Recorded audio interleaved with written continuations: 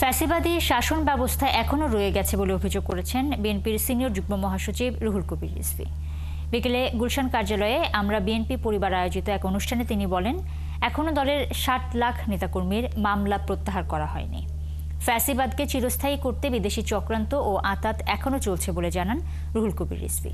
শেখ হাসিনার ফ্যাসিবাদ কায়েম এবং খালেদা জিয়ার বিরুদ্ধে মিথ্যা মামলার রায় দিয়ে গণতন্ত্রকে হত্যা করেছেন সাবেক প্রধান বিচারপতি খায়রুল হক। অবিলম্বে তাকে গ্রেপ্তারের দাবি জানান তিনি। এ সময়ে কেন নির্বাচন এবং সংস্কারকে মুখোমুখি দাঁড় করানো হচ্ছে এমন প্রশ্ন রাখেন বিএনপির এই শীর্ষ নেতা।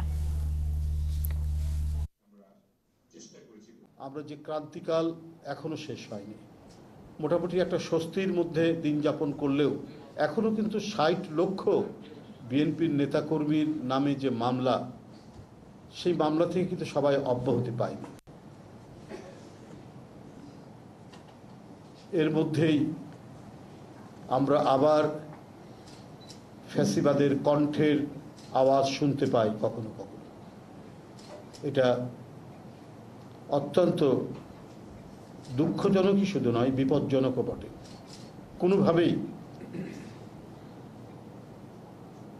ফ্যাসিবাদের আওয়াজ যদি ওঠে বাংলাদেশের এই মাটিতে, তাহলে আমরা জাহিদের আত্মার কাছে কি জবাব দেব?